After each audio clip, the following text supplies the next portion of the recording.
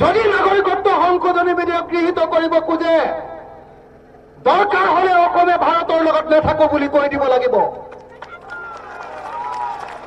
অতি স্পষ্ট কথা, ভাৰতে যদি আমাক সন্মান দিয়ে আমি ভাৰতৰ লগত থাকিম, আৰু ভাৰতে যদি আমাক সন্মান নিদিয়ে তেতিয়াহ'লে ভাৰতৰ লগত আমি নাথাকিম।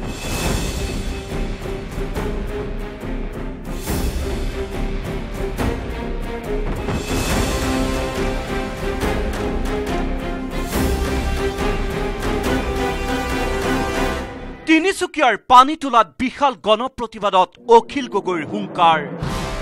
31 তাৰিখে যদি বাংলাদেশী অনাথ 1,90,00,000 বাংলাদেশী অনাথ বিধেয়ক যদি ৰাজ্যসভাত উঠিব বুলি গম পায়, তাৰ পিছত নামঘৰত চাকিখন দিব আৰু বাহিৰলৈ ওলাই আহিব।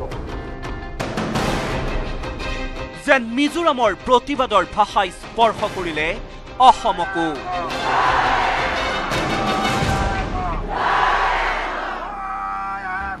খিলঞ্জীয়া অসমীয়াৰ ভৱিষ্যতক সংকটৰ গৰাহলৈ ঠেলি দি বিজেপি চৰকাৰে আকুৰগুজভাৱে নাগৰিকত্ব সংশোধনী বিধেয়ক জাপি দিবলৈ উঠি পৰি লগাৰ বিৰুদ্ধে কৃষক মুক্তি সংগ্ৰাম সমিতি অসম জাতীয়তাবাদী যুৱ ছাত্ৰ পৰিষদৰ উদ্যোগত সত্তৰ সংগঠনৰ গণপ্ৰতিবাদ।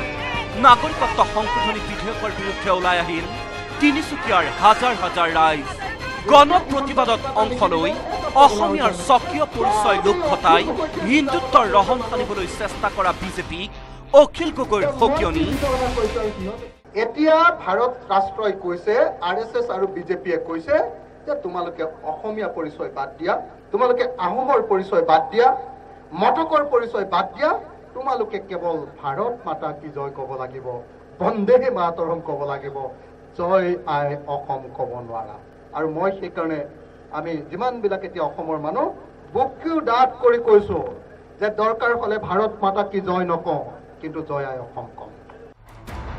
স্বাৰ্থলোভী ডলাৰ বগৰী নেতাই কেন্দ্ৰক তৈলমৰ্দন কৰি অতি হিন্দুত্ববাদী হবলৈ যোৱাৰ প্ৰসংগত সাহিত্যৰথী বেজবৰুৱাৰ উদ্ধৃতিৰে অখিল গগৈৰ মন্তব্য।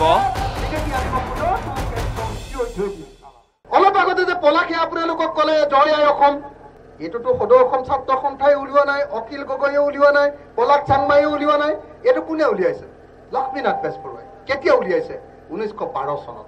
1912 চন যেতিয়া গোটেই ভাৰতৰ মানুহে ব্ৰিটিছক খেদিবৰ কাৰণে একলগ হৈছে আৰু অসমীয়াও একলগ হৈছে ভাৰতীয় মানুহৰ লগত, তেতিয়াও লক্ষ্মীনাথ বেজবৰুৱাই কৈছে যে ভাৰতীয় হৈ থাকিও আমাৰ নিজৰ পৰিচয় থাকিব, ও মোৰ আপোনাৰ দেশ লিখিছে আৰু জয় আই অসম বুলি কৈছে।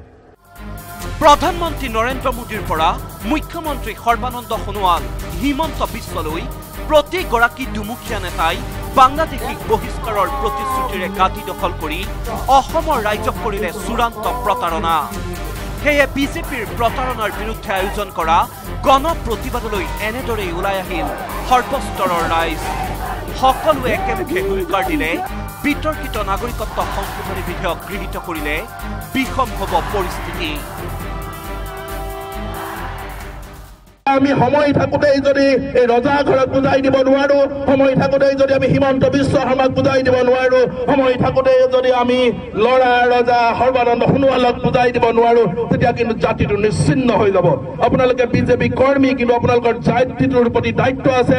গতিকে জাতীয় দায়িত্ব পালন কৰি আপোনালোকে নাগৰিকত্ব সংশোধনী বিৰোধ কৰক। কেমেৰা পাৰ্চন দিনেশৰ সৈতে তিনিচুকীয়াৰ পৰা Thomas Buragohain, news 18 Assam north east.